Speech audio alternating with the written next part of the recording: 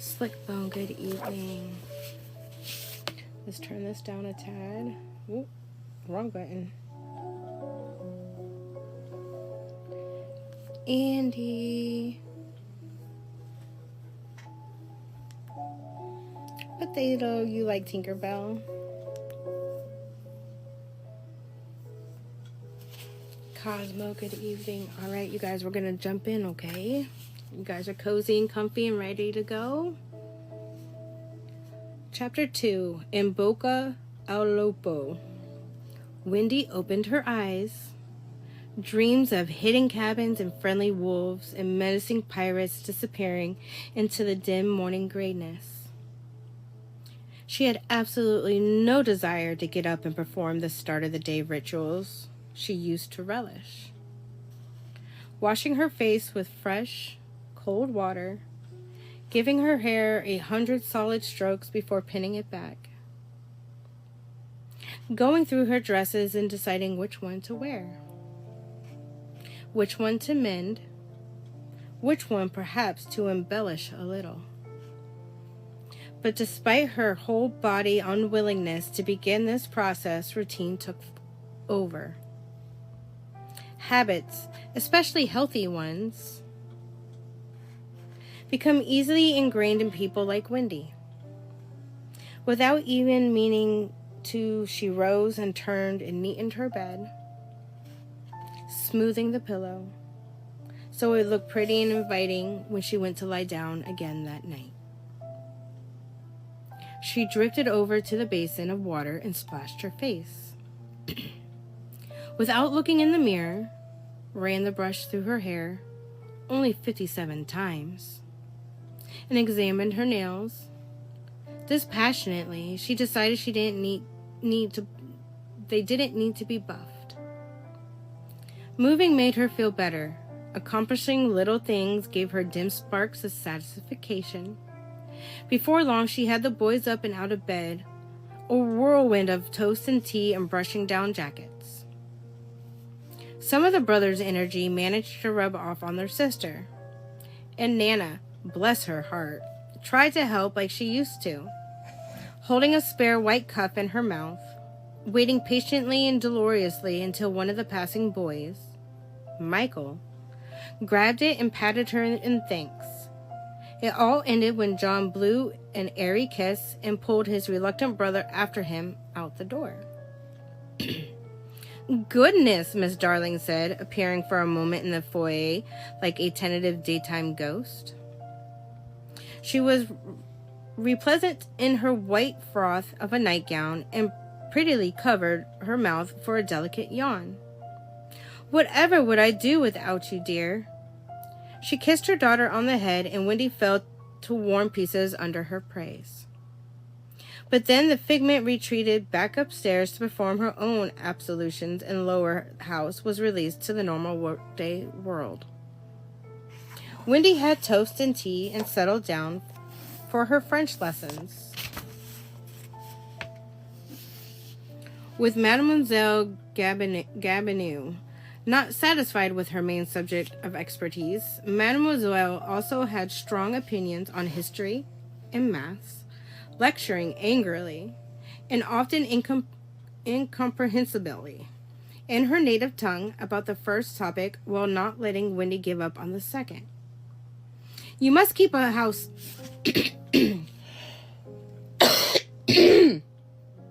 Excuse me. You must keep a house Sunday, whiz all the accounts, she admonished, and make the right decreases when knitting a jumper. Wendy didn't deign to reply, uninterested in either application of maths. She superstitiously stroked the pages of the tiny notebook in her apron pocket and dreamed of a well-spoken, logical, and utterly evil witch. The day seemed like it was going to progress along the same lines as the one before it, and the one before that, and the one before that. But sometime before tea, there were strange noises downstairs. Outer doors opening and closing, and a deep-throated male voice sudding out. It was far too early for Mr. Darling to be done with his business already. Concerned, Wendy tripped down the stairs as fast as she thought it decorous to do so. Nana waited at the bottom, doing something she rarely engaged in. She was growling, very softly. "Dear Nana, what is it?" Wendy asked, growing even more nervous. The dog was large but not much of a wolf, and probably too old to do any real damage to an intruder. Oh, what a funny thought. Not much of a wolf. Wherever did that come from, I wonder? Wolves, indeed. It was just little prattle, but talking aloud to herself always made Wendy feel brave. And anyway, if the house was being invaded, it was up to her to defend its inhabitants and silverware. She stuck out her chin and pushed open the front hall door with a carefully composed look of indignation on her face. "Now see here, villain." She stopped immediately, presented with a very odd scene. Mr. Darling was home early. It was rare to see him by day in a full suit, coat, and hat.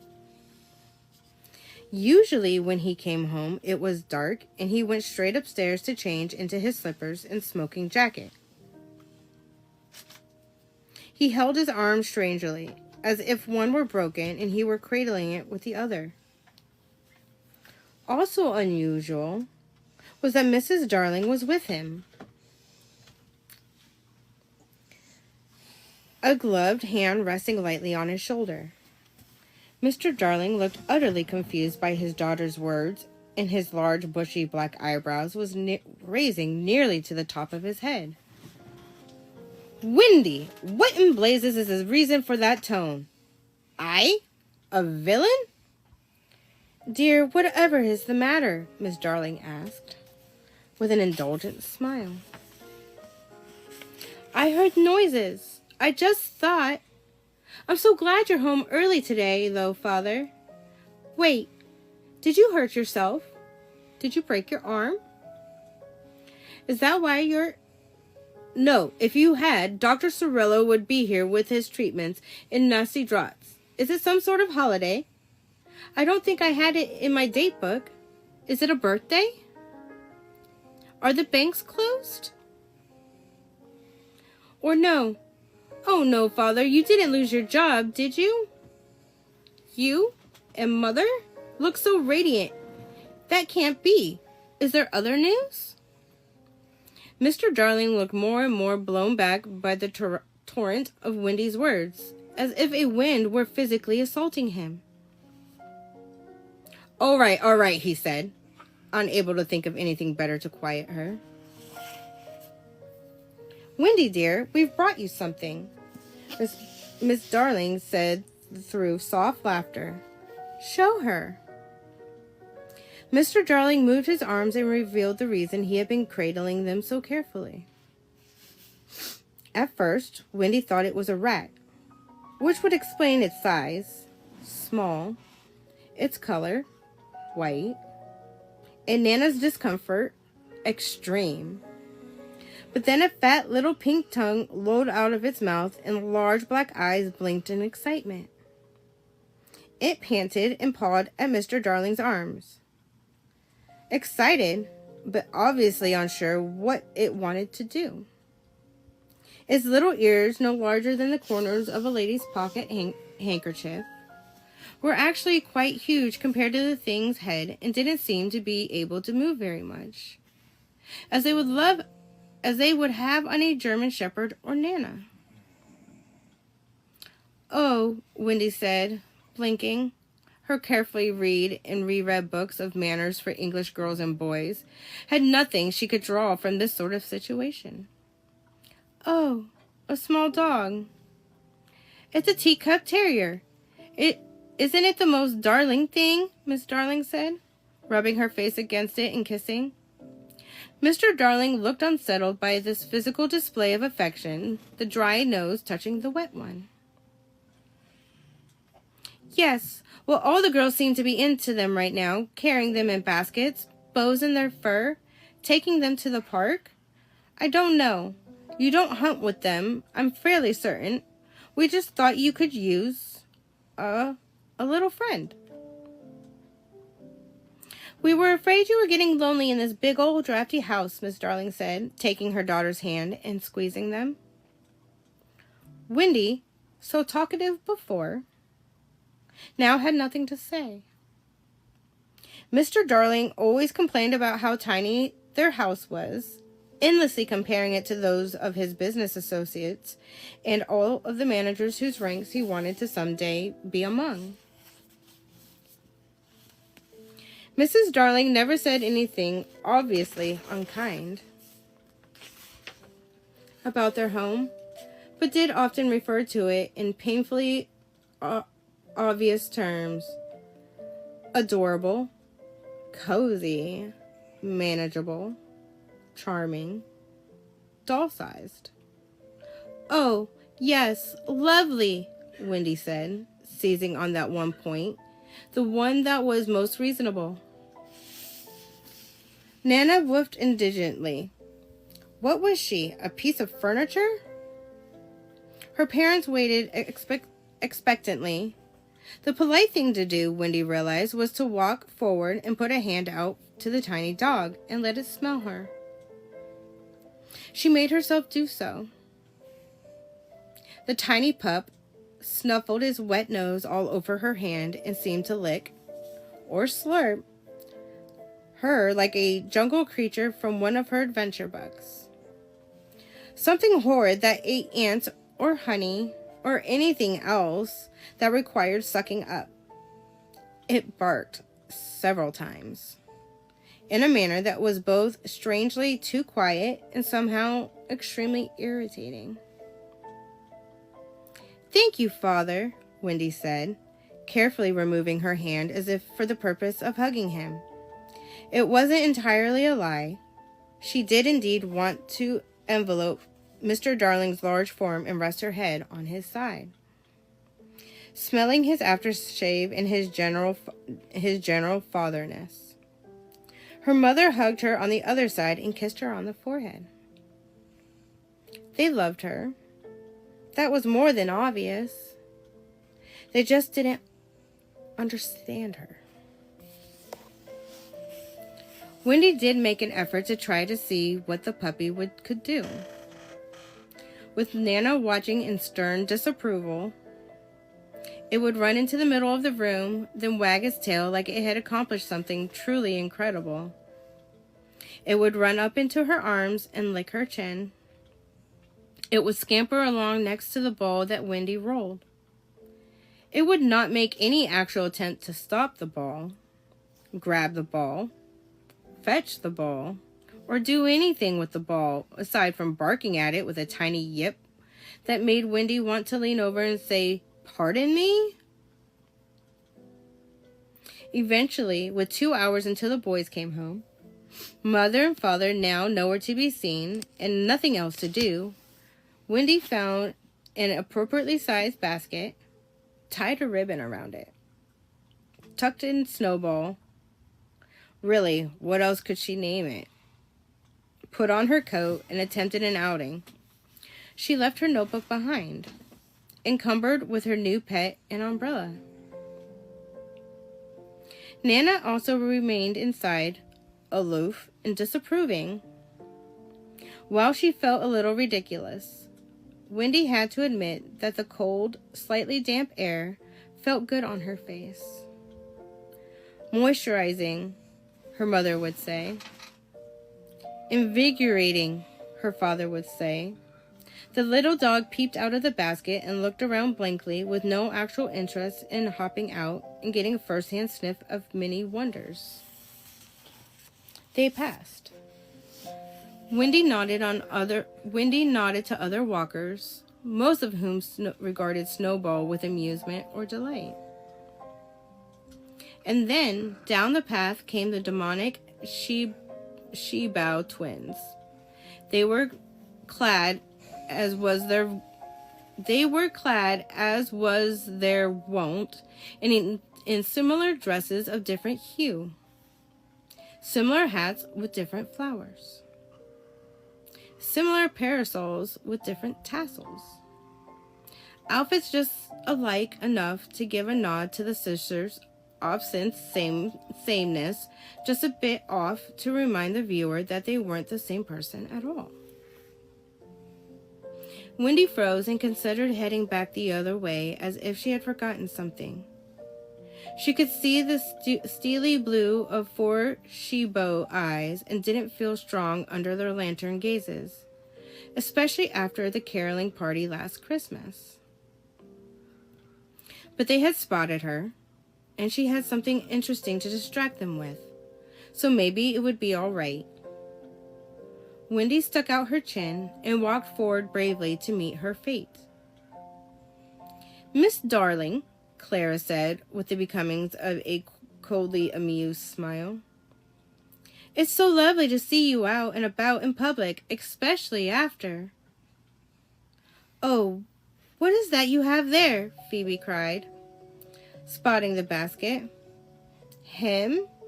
Wendy almost blew it immediately. Was the dog even a him? She hadn't bothered to check. "He's new." Oh, how perfect," Phoebe simpered, holding out a delicately curled gloved finger. The puppy obligatingly sniffed, and she practically screamed with delight. "He's adorable," Clara said flatly, to the point as always. "When did you get him?" "Well," Wendy said, stalling. She hated the way that, despite the girls' continually bad treatment of her, she was flushing and eager for any kind word of acceptance. Telling the specific of the puppy's origin might spoil the chances of that happening. "The house was feeling a bit lonely, don't you know, and I thought, well, what I need is a nice little companion to keep me company and to absolutely indulge." "Isn't he the sweetest?" Phoebe cooed. "I'm gratified to hear you've taken on a project like this," Clara said, tapping her parasol and trying to sound like her grandmother. "Everyone was worried. You know." "Worried? About me? Everyone?" Excuse me. "Oh, please, Wendy. After Christmas, it became fairly obvious what your future is. Your brothers will go to university, and you will be stuck helping your parents, and then probably care for your nieces or nephews as their spinster aunt." "With cats," Phoebe added, not looking away from the petting the dog. "Would you have cats?" "Of course." "Quite right. Lots of cats.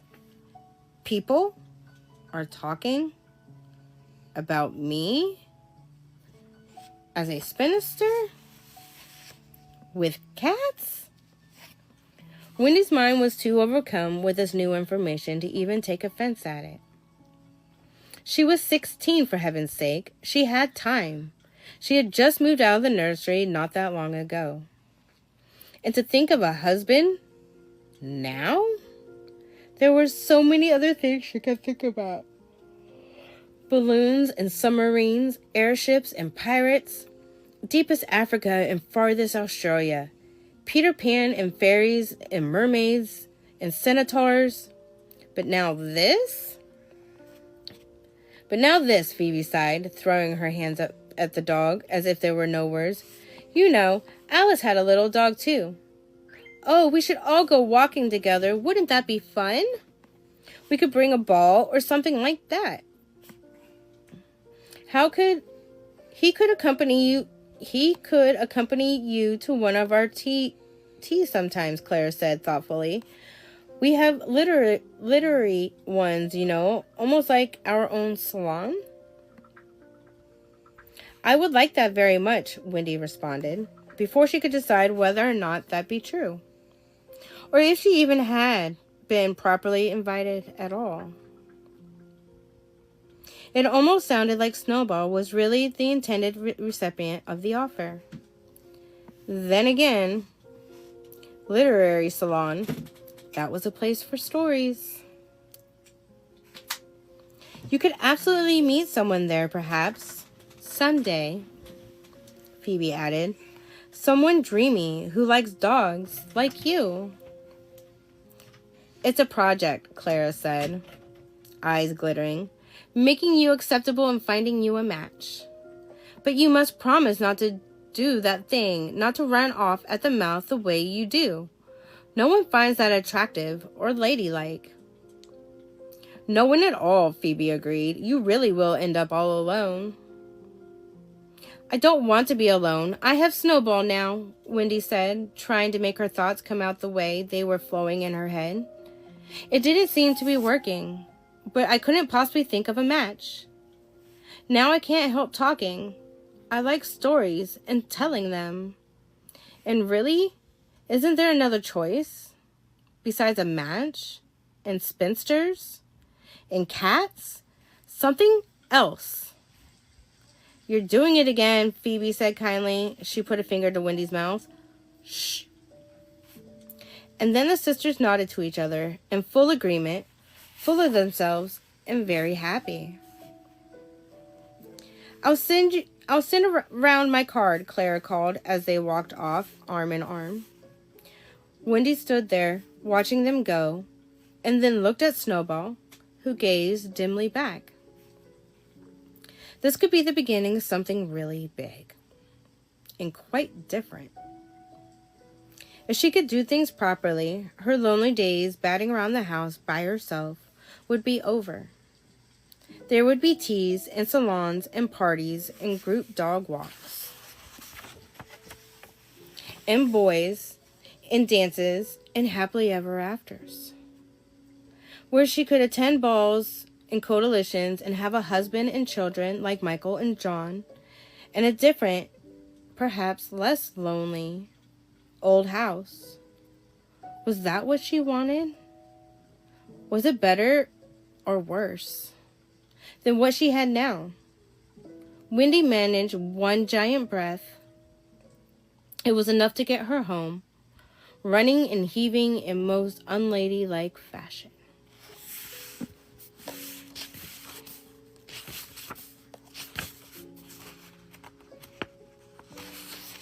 Oh, that's a cheap chapter, a short chapter. We'll read that one. Sorry, you guys. I'm still battling the infection, so my throat stays fucking dry right now with the antibiotics.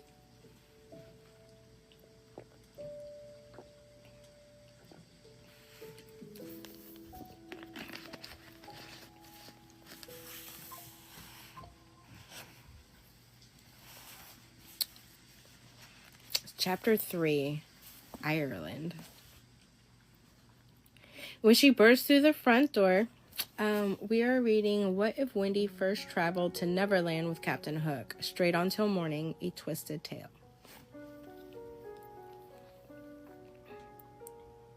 We read every Sunday. When she burst through the front door, Wendy was, for the second time that day, surprised by the presence of her parents. She was a little frazzled, the dog basket dangling on her left elbow while she shook out her umbrella with her right hand, and deep in her own thoughts. She needed time to reflect, to figure out the possibilities resulting from her interaction with the Shibo twins. This meant journaling and fiction. With her father home from work early and the new dog and everything, it felt like a day out of time. A holiday? So why not spend the afternoon writing up her latest ideas for Neverland? She would indulge herself the same way the other girls did with naps, baths, and dresses. She had been playing with the idea of linking all her stories together somehow, maybe into a novel. Oh, she said, blinking at the unexpected sight of her mother sitting at the kitchen table, her father standing over it, both with very, very serious expressions on their faces, like someone had died. And there, under her father's hand, was the very notebook she had just been thinking about. Mother, father, she added, feeling something flutter and flop somewhere between her stomach and heart. A new organ, she told herself crazily. One whose sole purpose is to react to the uncomfortable tension in the air. Wendy, Mr. Darling said in his lowest, most managerial voice. Darling, Miss Darling said, I think we had better talk. Mr. Darling coughed suddenly, like he was trying not to look nervous. Wendy had the strange notion of asking if she had been let go from the firm. You read my notebook? She said instead. Yes. And really? Darling? Your writing is quite exquisite, her mother said quickly. Really, I had no idea you were so talented with words. Your descriptions, your characterizations. Mademoiselle has never mentioned your facility at all. She is unaware. May I have it, please? Wendy said, unable to keep her eyes or attention off her book. The little dog waggled frantically in the basket, causing it to swing. She barely felt it. The thing is, darling, her mother went on, the story themselves are, well... Oh, enough of this blustering around, Mr. Darling exploded. They are the product of an infantile mind, the feeble imaginations of a child. I thought you had done with all this Peter Pan nonsense years ago. You're 16 now, for heaven's sake, Wendy. It's my fault, Miss Darling said apologetically. I have always indulged my baby girl. You haven't changed at all since you were little, Wendy. These silly stories. They aren't silly, Wendy said, offended by the word. Well, yes, they are, because they aren't real. None of it is real, Wendy. Not a deuced thing, and you write them with yourself in the stories, like you're some kind of hero. Like you're still pretending with your baby brothers. Like you think it's all real. I never believed it was, but her voice caught in her throat. She couldn't do it. She could never knowingly lie about Neverland.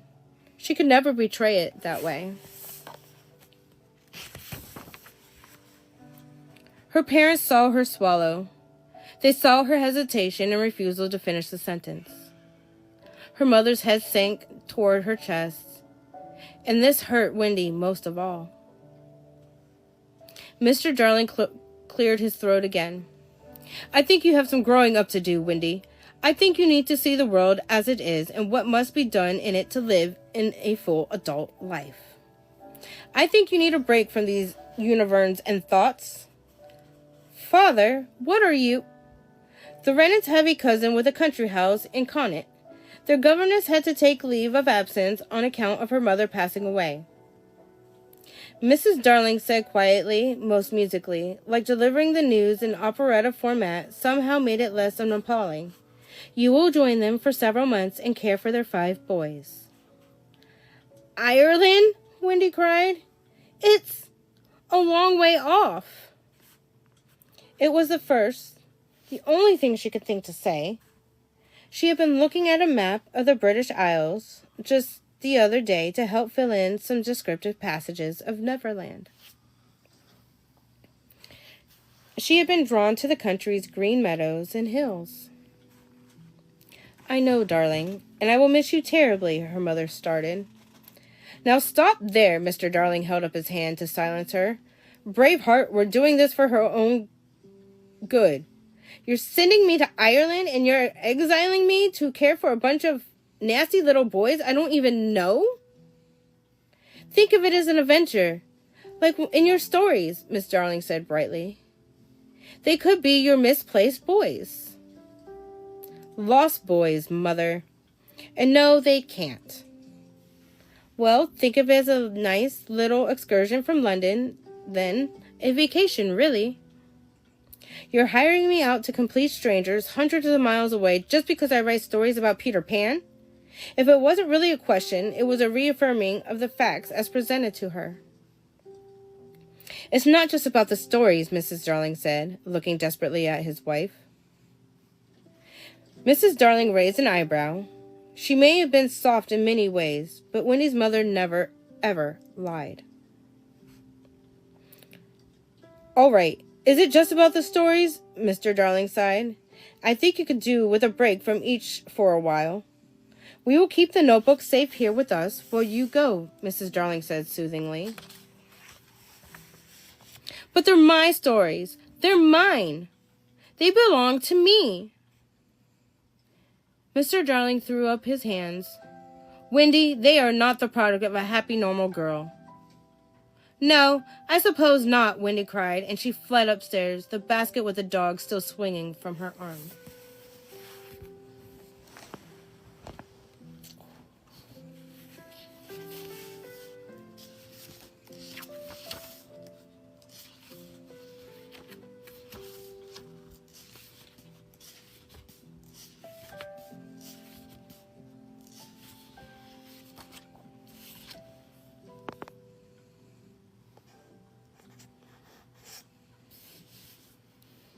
Okay, so we knocked out 2 chapters. I don't know where I put my bookmark. I don't know where I put